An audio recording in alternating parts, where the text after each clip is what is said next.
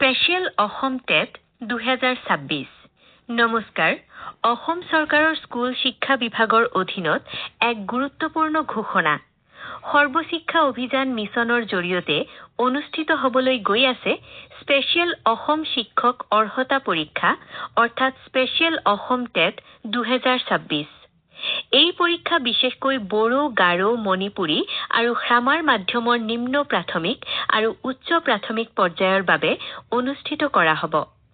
2009 চনৰ শিক্ষাৰ অধিকাৰ আইনৰ ধাৰা 23 অনুসৰি আৰু NCTEৰ নিৰ্দেশনা মৰ্মে অসমৰ এলিমেণ্টাৰী স্কুলসমূহত মাতৃভাষা বা প্ৰথম ভাষাৰ শিক্ষকৰ নাটনি দূৰ কৰিবলৈ এই বিশেষ টেটৰ আয়োজন কৰা হৈছে। আবেদনৰ যোগ্যতা এই পৰীক্ষাত বহিবলৈ হলে প্ৰাৰ্থীগৰাকী অসমৰ স্থায়ী বাসিন্দা হোৱাটো বাধ্যতামূলক। লগতে NCTEৰ নিয়ম অনুসৰি প্ৰয়োজনীয় শৈক্ষিক আৰু বৃত্তিমূলক অৰ্হতা থাকিব লাগিব। মনত ৰাখিব এই পৰীক্ষাত উত্তীৰ্ণ হোৱাসকলে পৰৱৰ্তী সময়ত শিক্ষক নিযুক্তিৰ প্ৰক্ৰিয়াত অংশগ্ৰহণ কৰিব পাৰিব। নিম্ন প্ৰাথমিকৰ বাবে অৰ্হতা পেপাৰ 1 প্ৰথমৰ পৰা পঞ্চম শ্ৰেণীৰ বাবে আবেদন কৰিবলৈ 1. উচ্চতৰ মাধ্যমিকত 50% নম্বৰৰ সৈতে 2 বছৰীয়া DLED 2. অথবা 50% নম্বৰৰ সৈতে 4 বছৰীয়া BLED 3.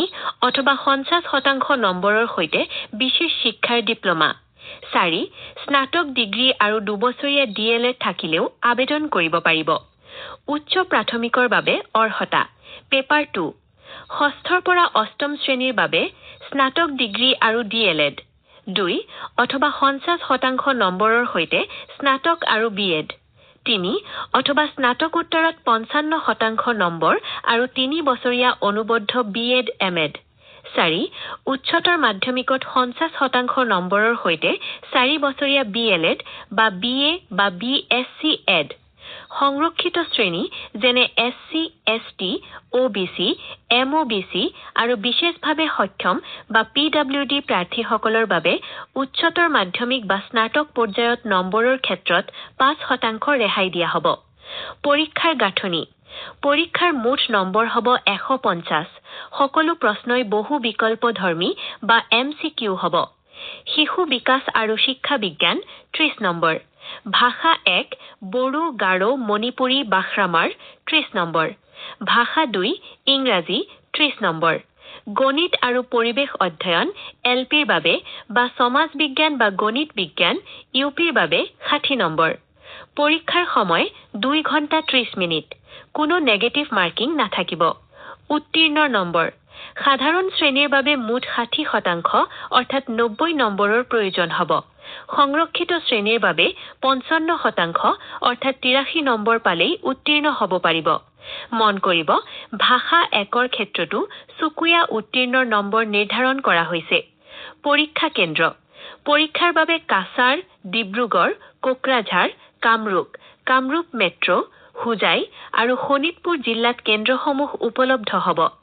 এই টেটৰ বৈধতা আজীৱন থাকিব।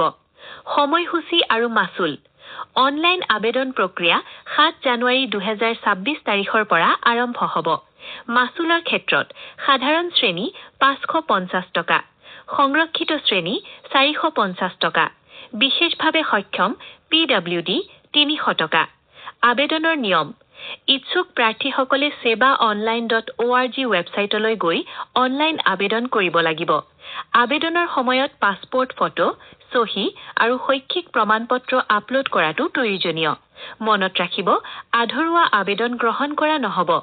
সমাপ্তি অধিক তথ্য আৰু শেহতীয়া খবৰৰ বাবে সেবা বা সৰ্বশিক্ষা অভিযানৰ অফিচিয়েল ৱেবছাইট চাবলৈ অনুৰোধ জনোৱা হ'ল।